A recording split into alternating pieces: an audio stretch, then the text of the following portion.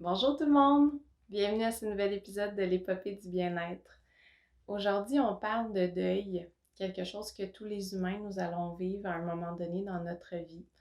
2020-2021 ont été quand même des années de deuil avec le coronavirus et tout ça, que ce soit parce qu'on a perdu des êtres chers, parce qu'on n'a pas pu faire les choses qu'on aimait, parce qu'on ne savait pas non plus quand est-ce que ça allait terminer. Donc, ça a été quand même des années un peu plus difficiles, particulièrement au niveau du deuil. Et aujourd'hui, j'avais envie de vous en parler en parlant de WandaVision, qui est une série de Disney Marvel qui parle de deuil, mais bon, avec des super-héros, donc c'est un peu différent. Avant de commencer, je voulais vous parler en fait de la chaîne YouTube. La semaine dernière, on a atteint le 1000 vues, donc merci beaucoup de votre écoute, de vos partages. C'est le fun de voir qu'on peut parler de la santé mentale puis que les gens accrochent. Bon, justement, avec les années 2020-2021, on en a parlé plus de la santé mentale, mais ça reste que plus qu'on en parle, plus que c'est utile. Je voyais un article, je pense ce matin, qui disait que c'est encore difficile pour nous de dire, par exemple, qu'on va voir un psychologue versus d'aller voir un médecin. C'est vraiment pas pareil. Il y a encore un tabou. Même moi, je suis psychologue, puis dire que je vais voir un psychologue, des fois, c'est comme, oh, c'est pas pareil comme dire je vais voir mon médecin. Donc, tranquillement, on fait notre petit bonhomme de chemin, puis un jour, la santé mentale, ce sera comme la santé physique, normale, comme aller voir le médecin. Donc, je ne vous fais pas plus attendre. On va parler de WandaVision et du deuil. Si vous ne connaissez pas WandaVision ou si vous n'avez pas vu les Avengers, en fait, surtout si vous ne les avez pas vus puis que vous ne voulez pas de spoiler, de punch, je vous invite à aller l'écouter dès maintenant parce que il va y avoir un petit peu de punch. Je peux pas parler de deuil si je parle pas de ce qui s'est passé dans Avengers. Donc, on vous attend. Revenez bientôt. Euh, donc, pour ceux qui ne l'ont pas vu puis ça ne leur dérange pas d'avoir des punchs, ou pour ceux qui l'ont vu, on commence. Donc, sans plus attendre, je vous parle de Wanda et Vision. Dans le fond, Wanda et Vision, qui sont deux Avengers, qui sont tombés amoureux et qui ont vécu, là, si je me rappelle bien, peut-être 2 ans là, de bonheur à ne pas travailler comme super-héros. Et dans le fond, les Avengers ont eu besoin d'eux à un moment donné parce qu'il y avait le fameux Thanos. Vous en avez peut-être entendu parler, même si vous n'avez pas vu les films. Thanos qui avait besoin de ramasser toutes les pierres d'infinité pour faire disparaître d'un claquement de doigts la moitié des êtres vivants de l'univers entier pour pouvoir sauver, dans le fond, l'autre moitié de la planète parce que les ressources s'épuisent et tout ça. Malheureusement, une de ces pierres d'infinité-là, ben, c'est la pierre que Vision porte dans son front, dans le fond, qui lui permet de vivre. Vision, qui est un mélange de robots, de pierres et tout ça, là, c'est un peu un mélange de plusieurs choses. Je ne rentrerai pas là-dedans. Mais bref, après avoir essayé de lui enlever la pierre sans le tuer, ils n'ont pas réussi et ce qui restait comme choix, ben, c'était de détruire la pierre pour pas que Thanos puisse tuer la moitié de l'univers entier. Et malheureusement, ça a été Wanda qui a été obligée de faire cette chose horrible-là, donc de tuer son amoureux pour détruire la pierre.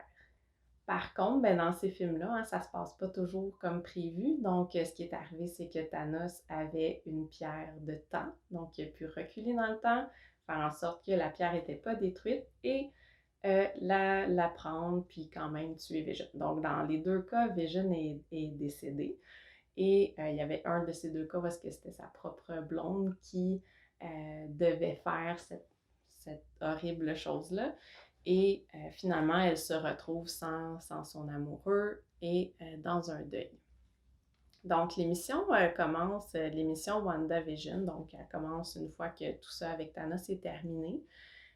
Et c'est un sitcom, donc les deux sont ensemble, mariés, amoureux, c'est en noir et blanc, là, c'est comme à chaque décennie. Et on comprend pas au début qu'est-ce qui se passe. Si vous n'avez pas écouté beaucoup de films de Marvel ou de DC, il y a souvent des univers parallèles, des changements de timeline. Donc, on se dit, bon, peut-être que c'est un univers parallèle où est-ce qu'ils ont pu vivre leur amour. Puis en fait, ben, c'est une émission sur le deuil, en fait. C'est le processus que Wanda fait, dans le fond, pour faire le deuil de cet homme-là qu'elle aimait. Et Wanda, dans le fond, c'est pas son premier deuil. Elle a perdu ses parents jeunes, elle a perdu son frère. Donc, en plus, elle perd cette personne-là qui est un peu la dernière personne qui lui restait. Donc, c'est vraiment difficile. Et là, avant d'aller plus loin, je voulais vous parler de c'est quoi ça, le deuil. Vous l'avez probablement déjà vécu, ou si vous ne l'avez pas vécu, vous avez connu des gens qui l'ont vécu. Dans le fond, le deuil, ça peut être à propos de plein de choses. Là, on parle de perdre un être cher, mais ça peut être perdre des capacités physiques, par exemple, soit après un accident, avec un vieillissement plus difficile ou autre. Ça peut être de perdre un animal de compagnie, ça peut être de perdre des opportunités qu'on pensait avoir, ou des fois, c'est même perdre des relations euh, avec des gens qui sont encore là, mais par exemple une rupture amoureuse ou une rupture avec des parents avec qui la relation est trop difficile. Donc, ça peut être tellement de choses, mais aujourd'hui, on va parler plus du deuil d'un être cher. Alors, un deuil, dans le fond, c'est un processus normal d'adaptation à une perte. Donc, là, je vous ai parlé de toutes sortes de pertes. Donc, quand on perd, par exemple, un être cher, ben, il y a tout un processus qui s'enclenche où on nous amène vers faire un peu accepter, s'adapter à la perte de cette personne-là. Puis un deuil, c'est fait de plein d'émotions. Hein. Un deuil en tant que tel, c'est pas une émotion, mais c'est plein d'émotions à l'intérieur de ce processus-là. Et justement, il y a une belle scène dans WandaVision où ben Wanda parle de son deuil de son frère, en fait, à Vision, pardon. Et elle parle, en fond, de comment elle se sent submergée par une vague d'émotions, puis quand elle a l'impression de se relever, ben ouf, elle se sent encore resubmergée. Donc, comme ce processus tout le temps de se faire submerger par plein d'émotions. Puis ça, je veux dire, ça décrit bien quand même beaucoup d'émotions intenses et ça décrit beaucoup aussi les émotions qu'il y a dans le deuil. Alors, il y a plein d'émotions qu'on peut vivre dans un deuil. La tristesse, je pense que c'est une des plus communes. Hein. Il y a aussi la colère qui est très souvent là. On peut vivre de la culpabilité aussi, hein. Par exemple, quand c'est quelqu'un qui s'est enlevé la vie, des fois on peut se dire qu'est-ce qu'on aurait pu faire de différent. Ça peut être aussi de la culpabilité ou des regrets si c'était une personne, peut-être qu'on n'était pas très proche, mais on aurait voulu l'être davantage. On peut vivre aussi du soulagement hein, quand on perd quelqu'un, peut-être qui était malade, qui avait le cancer ou qui avait une démence. C'est toutes des choses où est-ce qu'on peut vivre du soulagement puis que c'est normal. Fait que je voulais vous dire dans le fond que toutes ces émotions-là, puis plein d'autres, c'est tout à fait normal de vivre ça dans un deuil. Une des choses qui est super importante, c'est que tous les deuils sont uniques et il n'y a pas de bonne et de mauvaise façon de faire un deuil. Et justement, parlant de ça, je voulais vous parler des 5 étapes du deuil qui sont bien connues. Hein. C'est les stades de Kubler-Ross, je vais sûrement mal dire son nom. En fait, je voulais vous en parler parce que ben, c'est bien connu. Là. Je pense qu'il y a beaucoup de gens qui connaissent ces stades-là. Hein. Donc, on passe par le déni, la colère, le marchandage, ensuite la dépression et l'acceptation. Et en fait, la série, elle a été faite de cette façon-là aussi. On voit bien Wanda qui passe à travers ces différents stades-là.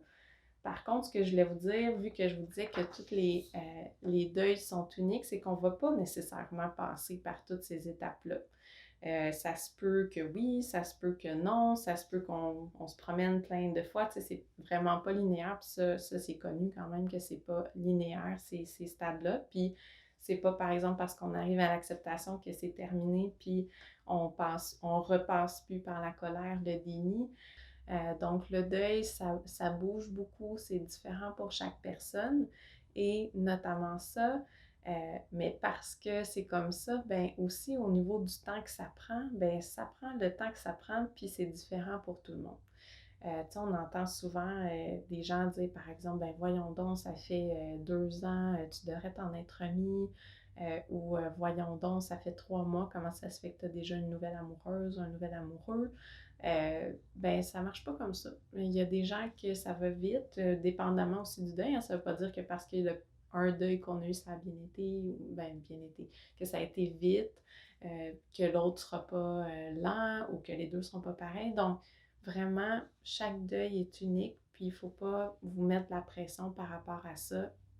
Ça va prendre le temps que ça prend, il va y avoir les émotions qu'il y a, et c'est tout à fait normal. Et ça m'amène à vous parler du dernier sujet que je voulais vous parler dans le podcast, qui est quelque chose qui arrive parfois à la suite d'un deuil, qui arrive aussi à la suite d'un trauma, c'est-à-dire la croissance post-traumatique. C'est quoi ça, la croissance post-traumatique? En fait, il y a cinq choses différentes qui peuvent se passer, dans le fond. C'est que quand on passe à travers un trauma, quand on passe à travers un deuil, souvent on change. Hein? Et on va peut-être pas nécessairement toujours changer, mais il y a des auteurs dans la littérature qui ont parlé de changements, de 5 changements en fait, qui peuvent survenir quand on passe à travers un deuil, on passe à travers un trauma. Donc, ces 5 choses-là, c'est la perception de soi. Donc, on va avoir une nouvelle perception de nous, par exemple. On va se sentir plus fort, on va voir qu'on est capable de surmonter des choses comme ça. Il va y avoir des changements dans nos relations aux autres. Par exemple, justement, on va vouloir peut-être plus aider les autres, connecter avec d'autres gens dans notre entourage, peut-être préférer certaines personnes à d'autres, des relations qu'on trouve plus saines ou qui nous apportent autre chose. On va avoir aussi des nouvelles visions, peut-être nouvelles possibilités. C'est peut-être des nouvelles priorités dans nos vies. On va peut-être préférer changer d'emploi. On va peut-être préférer aller plus en nature. Donc, ça change un peu notre vision puis nos priorités par rapport à la vie.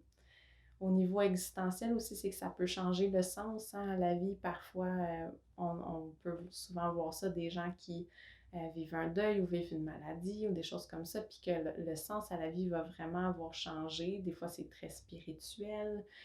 Donc, ça arrive aussi. Puis finalement, une nouvelle appréciation de la vie, hein, quand on frôle la mort. Tu sais, là, c'est pas nous qui est décédé, mais quand on voit quelqu'un, la fragilité de la vie, des fois, ça fait qu'on profite plus, on mord plus dans la vie, comme je vous dis parfois. Donc, tout ça, ça peut arriver. Et dans WandaVision, justement, à la fin, elle a gagné encore plus de pouvoir qu'elle avait. Elle avait des pouvoirs déjà très, très forts. Mais là, elle est comme, elle a embrace, comme on dit, elle a vraiment pris toute une grande puissance qu'elle n'avait pas avant. Donc, elle est vraiment devenue la Scarlet Witch, là, je pense, comme dans les comic books. Donc, elle a retrouvé une grande puissance. Donc, elle a fait ce cheminement vers cette croissance-là. Et il y a une image qui circule sur Internet que je trouve vraiment géniale pour expliquer la croissance post-traumatique. En fait, c'est 2 séries d'images. Dans le fond, la première qui est un bocal avec une boule dedans, une grosse boule, puis la grosse boule, c'est le deuil, puis le bocal, c'est nous. Et on voit, je pense, 3 bocals, puis l'évolution, dans le fond, dans le temps. Fait que la première série, c'est le bocal avec la grosse boule à l'intérieur, et on voit au fil du temps que la boule réduit. Donc, le deuil réduit avec le temps. Et la deuxième série, c'est en fait la même chose, c'est juste qu'au lieu que c'est la boule qui change, c'est le bocal. Donc, le bocal grossit et englobe la boule alors qu'elle reste de la même taille. Puis c'est un peu ça l'idée de la croissance post-traumatique. C'est en fait on va grandir autour de notre deuil, on va y faire de la place. Il va y avoir une place pour ce deuil-là à l'intérieur de nous. Il va faire partie de nous, et tout ça, tout ce que je vous ai parlé, apprécier plus la vie, peut-être sentir plus les émotions positives. En fait, il va y avoir le deuil, il va y avoir d'autres choses. Pour moi, ça fait beaucoup de sens de le voir de cette façon-là. Je ne sais pas pour vous. Et aussi dans WandaVision, justement, quand Wanda parlait de son deuil pour son frère, Vision, lui, il n'y a pas de relation, c'est un robot, il n'y a pas personne qui aime à ce moment-là. Et il dit, dans le fond, le deuil, moi je le connais pas, mais de ce que je comprends, c'est l'amour qui perdure, puis ça a l'air peut-être quétaine, mais c'est ça aussi, que vivre un deuil, ça veut dire qu'on a aimé. Vivre un deuil, ça veut dire qu'il il y a eu quelqu'un d'assez important ou il y a eu quelque chose d'assez important dans notre vie qui nous amène à souffrir quand c'est plus là. Donc, des fois, se reconnecter à cet amour-là, se reconnecter au sens que cette personne-là avait pour nous, ça peut vraiment nous amener ailleurs. Tu sais, ça va nous faire souffrir et aussi on peut revivre cet amour-là qui a de la place pour l'amour et la souffrance en même temps. Donc voilà, c'est ce que je voulais vous dire aujourd'hui par rapport au deuil, par rapport à WandaVision. J'espère que vous avez aimé ça. J'espère que ça vous donne envie d'aller écouter les films. Je sais que c'est pas pour tout le monde. Moi, j'aime beaucoup ça, mais c'est pas tout le monde qui apprécie ce genre de films-là et de séries. Je voulais vous dire aussi que je vous ai dit que c'est normal, nos émotions dans le deuil, puis je vous le répète, là, c'est tout à fait normal les émotions que vous allez vivre. Et ça veut pas dire que parfois on n'a pas besoin d'en parler. Des fois, on a besoin quand même de quelqu'un pour nous accompagner. Alors, n'hésitez pas à appeler psychologue, psychothérapeute, thérapeute, trouver de l'aide pour passer à travers ça. Hein. Ça aide tout le temps d'avoir un acolyte avec nous. Merci d'avoir été là. Si vous avez apprécié la vidéo ou le podcast, n'hésitez pas à partager. N'hésitez pas à vous inscrire aussi pour pouvoir voir les nouvelles vidéos, les nouveaux podcasts arriver. Vous pouvez aussi venir nous voir sur la communauté Facebook, donc l'épopée du bien-être, les acolytes, pour pouvoir jaser un peu plus en détail là, des sujets qu'on parle dans le podcast. Puis sinon, je vous dis à bientôt. Prenez soin de vous. Bye bye.